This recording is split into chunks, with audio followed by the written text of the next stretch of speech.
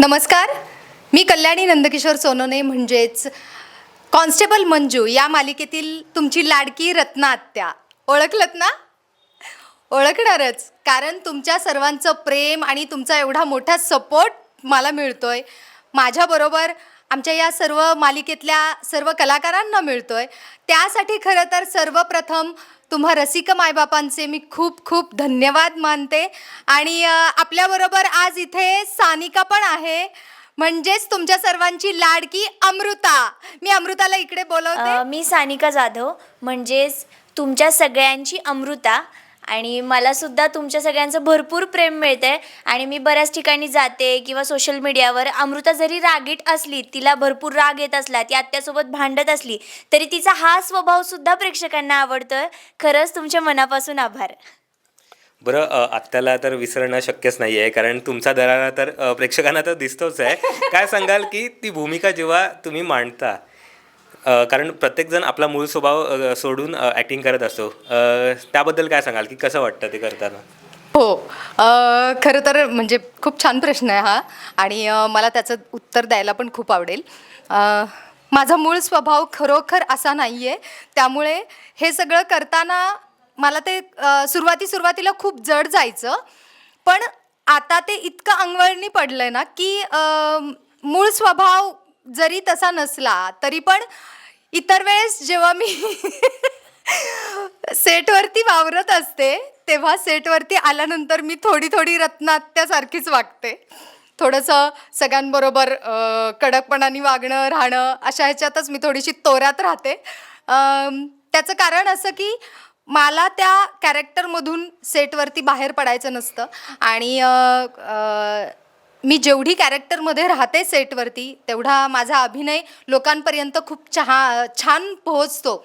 म्हणून मी शक्यतो सेटवरती असताना रत्ना आत्याच्या तोऱ्यातच राहते. पण आता एवढ्यात मला ते कॅरेक्टर करायला आणि जगायला सुद्धा फार छान वाटतंय. फक्त सेटवरच जगते, हां, सेटच्या बाहेर मी रत्ना आत्या नसते. पण खरंच छान वाटतंय आणि मला मजा येते हे कॅरेक्टर करताना. बरं अमृता, काय सांगशील तू, रत्नात्या तुला कशी वाटते पर्सनली?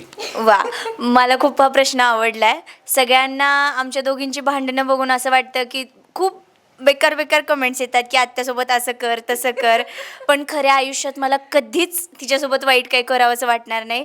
कारण आत्या ही अशी व्यक्ती आहे, माझ्या आयुष्यात काही प्रॉब्लेम आला, मला ॲक्टिंगमध्ये काही सल्ला हवा असेल, करिअरमध्ये काही सल्ला हवा असेल, मी लगेच आत्याला विचारते. इतकं छान आमचं बॉन्डिंग आहे. खूप छान आहे आत्या. बरं, तुम्हाला दोघींना एक माझा प्रश्न आहे की सगळ्यात जवळचं कोण आहे, मंजू की सत्या? माझ्यासाठी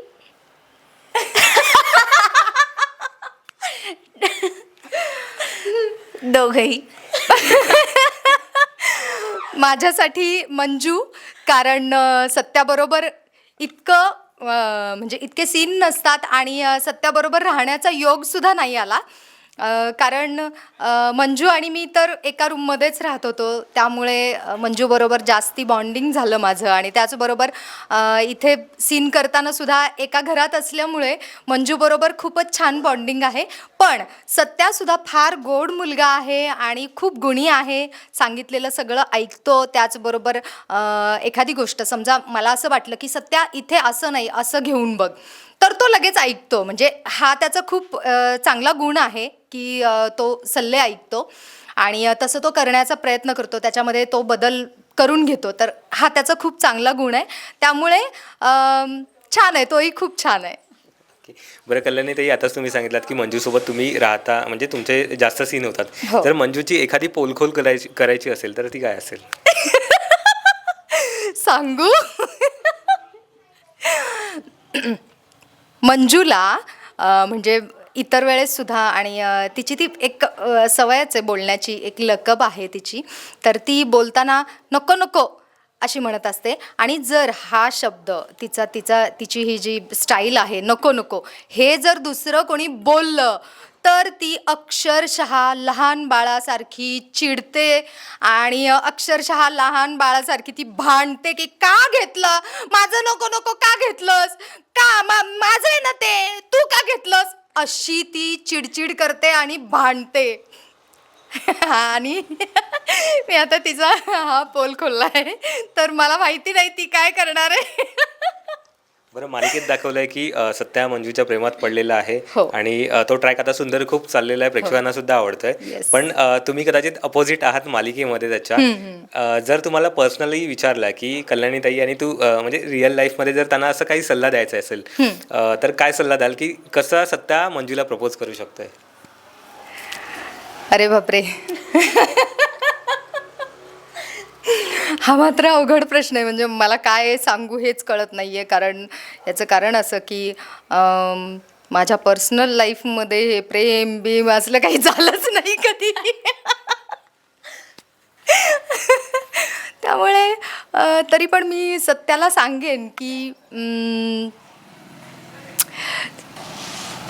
रत्ना आत्या किंवा मम्मी साहेब यांना कोणालाही किंवा ह्यांचा विरोध पत्करून तू मंजूला खरोखर प्रपोज कर आणि तिला सोडू नकोस, कारण फार गोड आहे ती आणि तुझ्यासाठी खरोखर ती खूप भाग्यवान म्हणूयात किंवा लकी म्हणूयात. आणि त्याचबरोबर तुझा संसार खूप चांगल्या प्रकारे आणि तुझ्या घराला सुद्धा खूप चांगल्या प्रकारे सांभाळणारी अशी ती मंजू आहे. थोडीशी वेंधळी जरी असली तरी पण ती मनाने खूप चांगली आहे आणि सगळ्यात महत्त्वाचं ती तिच्या चांगुलपणाने माणसं जिंकते. त्यामुळे खरोखर तू तिला अजिबात सोडू नकोस असंच मी सांगेन. जर मी कल्याणी म्हणून सांगणार असेल तर मी त्याला असंच सांगेन की नको सोडूस मंजूला. मी सत्यदाजींना हे सांगेन की मंजूसारख्या स्वभावाची माणसं खूप कमी असतात. निर्मळ मनाची, सगळ्यांबद्दल चांगला विचार करणारी, आणि कित्येक सीन्समध्ये असं झालं आहे की ती स्वतःच्या आधी बाकीच्यांचा विचार करते. तर एवढी चांगली बायको मिळायला नशीब लागतं. तर प्लीज माझ्या दीदीला कधीच सोडून जाऊ नको आणि असंच दोघं एकत्र राहा. बरं, ही लव्ह स्टोरी जिथून सुरू म्हणजे चालू आहे आता जे घडतंय चहाच्या टपरीवरती. सो आज आपण त्या टपरीवरती काय काय किस्से घडतात ते आज आपण जाणून घेऊया. आपल्याबरोबर आता आतिश आहे. आपण त्याच्याकडूनच हे किस्से ऐकूयात. काय सांगशील, तुझ्या टपरीवरती घडत आहे सगळं, मंजूला प्रपोज करणं वगैरे ते सीन होत आहेत. सो काय सांगशील की कसे ते सीन होत आहेत, आणि पोलखोल जर करायचे असेल किंवा प्रेक्षकांना काही असं वेगळं सांगायचं असेल तर काय सांगशील? प्रेक्षकांना मी एवढंच सांगाल, शनिवारी 14 तारखेला जे तुम्हाला बघायला मिळणार आहे ते एक नंबर असणार आहे, सगळ्यांना आवडणार आहे आणि मजा येते. टपरीवरती म्हणजे जे काय घडतंय सत्याचं मंजूचं आणि म्हणजे धमाल आहे. तुम्ही बघाच, आवडेल तुम्हाला. याचा अर्थ असा आहे की आतिश आत्ता तुमच्यासमोर काहीच सांगणार नाही आहे, कारण कदाचित त्याचं असं म्हणणं असावं कदाचित त्याचं असं म्हणणं असावं की नाही, मी आत्ता सांगितलं तर प्रेक्षकांचा कदाचित इंटरेस्ट कमी होण्याची शक्यता आहे, म्हणून तो कोणाला सांगत नाही आहे. तर खरोखर ही चांगली गोष्ट आहे. थँक्स आतिश, तू नाही सांगितलंस प्रेक्षकांना की काय घडतंय ते, आणि आम्हाला पण माहिती नाही आहे. उलट त्याने न सांगितल्यामुळे आमची सुद्धा उत्सुकता वाढली आहे की नक्की याच्या टपरीवर घडतंय काय. आता आम्ही सुद्धा तेवढ्या उत्सुकतेने 14 तारखेला हा एपिसोड नक्की पाहणार. बरं, सेटवरती खूप दंगा मस्ती सुरू असते असं आम्हाला कळलंय. कोण जास्त दंगा घालत असतं? यांनी माईक माझ्याकडे का दिला माहिती आहे? सगळ्यात जास्त मज्जा करणारी, एन्जॉय करणारी व्यक्ती जर कोणी असेल सेटवर तर ती म्हणजे आत्या, आणि आत्यानंतर नंबर लागतो आत्तोबांचा. दोघं दिवसभर आम्हाला हसवत असतात. आम्ही दोघेही फार म्हणजे फार धमाल करतो आणि आमच्याबरोबर आम्ही सगळ्यांना सामावून घेत असतो. कारण आत्तोबा पण असा आहे ना की तो वय मर्यादा वगैरे असं काहीही हे करत नाही, आणि माझंही तसंच आहे. आणि मला खरोखर असं वाटतं की सगळ्यांनी छान जगावं, आलेल्या प्रत्येक क्षणाचा खूप छानपैकी आनंद लुटावा, आणि आपल्यातलं जे लहान मूल आहे ते कधीच कोणी संपू देऊ नये, ते नेहमी जिवंत ठेवावं. आणि मी ते जिवंत ठेवलेलं आहे आणि मी लहान मुलासारखी मस्ती घालत असते सेटवरती, आणि मी सगळ्यांच्या खोड्या पण तेवढ्याच काढत असते आणि सगळ्यांना म्हणजे हसवत असते.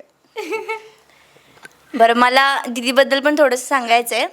तर याचं कॅरेक्टर म्हणजे चोराचं होतं आणि माझी दीदी इतकी चांगली दाखवली की ती पोलीस असूनही ती या मला अक्षरशः तिने भाऊ मांडलेलं आहे. ती इतकी चांगली आहे आणि ह्यामुळंच मला असं वाटतं की प्रेक्षकांना पण मंजू आवडत असेल. म्हणजे का चोराला तिने सुधरवलंय आणि आता त्याला छान टपरी टाकून दिलेली आहे चहाची, तो तिथं चहा बनवत बसतो. हे मजेशीर आहे, त्याच्या आयुष्यातलं पण ते एक मजेशीर गोष्ट आहे आणि पब्लिकला पण बघायला ते खूप आवडतंय. ही मालिका पोलिसांवरती म्हणजे खाकी वर्दीवरती आहे. तो तुमच्या आयुष्यात असा काही किस्सा घडलाय का की पोलिसांची तुम्हाला भीती वाटली? म्हणजे लहानपणापासून कधी कुठला असा किस्सा घडला की ह्या मुमेंटला पोलिसांची भीती वाटली असं? नाही, काही आठवत नाही मला तरी. कारण तसा कधीच आयुष्यात प्रसंग आला नाही खरं तर. कारण घरातून पण असं पोलिसांची भीती वगैरे दाखवणं असं कधी आईकडून किंवा माझ्या वडिलांकडून पण घडलं नाही की पोलीस येतील बरं का वगैरे, असं असं कधीच घडलं नाही. त्यामुळे तशी भीती नाही वाटली मला.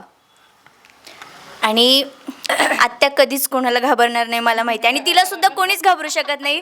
किती जरी डेंजर माणूस आला ना तिच्यासमोर तरी ती छान प्रेमाने बोलून त्याला आपलंसं करून घेईल. नाही, मला आठवतंय मी लहानपणी पोलिसांना घाबरायचो. कारण मी ज्या वेळी खोड्या करायचो त्यावेळेस घरचे म्हणायचे पोलीस काका येतील, पोलीस काका येतील. आणि मी घाबरायचो. त्याचा एक प्रसंग असा होता की मी घाबरलो, पोलीस काका समोरच आले होते आणि नंतर कळलं की ते बहुरूपी होते म्हणून. पण ते मोठे होईपर्यंत मला कळलंच नाही की ते बहुरूपी होते, खरे पोलीस नव्हते. पण मला त्यांची भीती वाटली होती त्यावेळी. कल्याणीताई, मला तुला विचारायला आवडेल की साताऱ्याच्या मातीतली मालिका TRP मध्ये अप राहतेच प्रत्येक हो, वेळी. हो. तुला एक्सपिरियन्स आहे, काय सांगशील? एकतर सगळ्यात महत्त्वाचं, ही मालिका ह्या मालिकेचा बेस जो आहे तो सातारी भाषा आहे आणि कलाकारसुद्धा जवळजवळ 90% कलाकार हे सातारा भागातले आहेत किंवा साताराच्या आसपास राहणारे आहेत. त्यामुळे छान वाटतंय साताऱ्यात काम करताना. कारण इथून मागे पण मी बऱ्याचशा सिरियल साताऱ्यात केल्या आहेत आणि उलट मला इथून पुढेही साताऱ्यातच काम करायला आवडेल. कारण साताऱ्यातलं वातावरण पण छान आहे आणि त्याचबरोबर आम्ही आता इथे काम करतो आहे तर बऱ्यापैकी अर्धा सातारा ओळखीचा झाला आहे. त्यामुळे असं नाही का, जिथे जाईल तिथे एक आम्हाला नवीन कुटुंब मिळत गेलं आहे. आजूबाजूच्या लोकांबरोबर ओळखी झाल्या आहेत. त्यामुळे सतत असं वाटत राहतं की नाही, इथून नको हलायला. इतकं छान वातावरण आहे आणि छान वाटतंय साताऱ्यात, मस्त. मी काय सांगू साताऱ्याबद्दल. मी मुळातच साताऱ्याची आहे आणि इथल्या कलाकारांना मुळात साताऱ्यामध्ये सिरियल्स होतात, शूट होतात. त्यामुळे इथल्या कलाकारांना काम करण्याची संधी मिळते, चान्स मिळतो चांगला. आणि मलासुद्धा अमृता म्हणून प्रेझेंट होण्याची संधी सन मराठीने आणि एकस्मय प्रोडक्शनने दिली. त्याबद्दल सगळ्यांचे मनापासून आभार. आणि अशाच साताऱ्यामध्ये सिरियल्सचे शूट सुरू राहू देत, इथल्या कलाकारांना संधी मिळू देत आणि आपल्याकडच्या सिरियल चालतात हे सगळ्यांना माहितीच आहे. बघत राहा नक्की. नक्कीच. थँक्यू सो मच आमच्याशी गप्पा मारल्याबद्दल. जाता प्रेक्षकांना काय सांगाल? प्रेक्षकांना आम्ही एवढंच सांगू, तुम्ही आमच्या मालिकेला त्याचबरोबर सन मराठीला जे प्रेम देताय, जो काही सपोर्ट देताय, हा सपोर्ट तुमचा कायम आमच्याबरोबर असाच राहू देत एवढं सांगेन. आणि तुम्हा सर्वांचे पुन्हा एकदा मी आभार मानते, आमच्या सगळ्या टीमकडून, आमच्या एकस्मयी प्रोडक्शनकडून आणि त्याचबरोबर सन मराठीकडून सुद्धा. आणि पाहायला विसरू नका, सोमवार ते शनिवार आपली लाडकी मालिका कॉन्स्टेबल मंजू, फक्त आपल्या लाडक्या सन मराठीवर.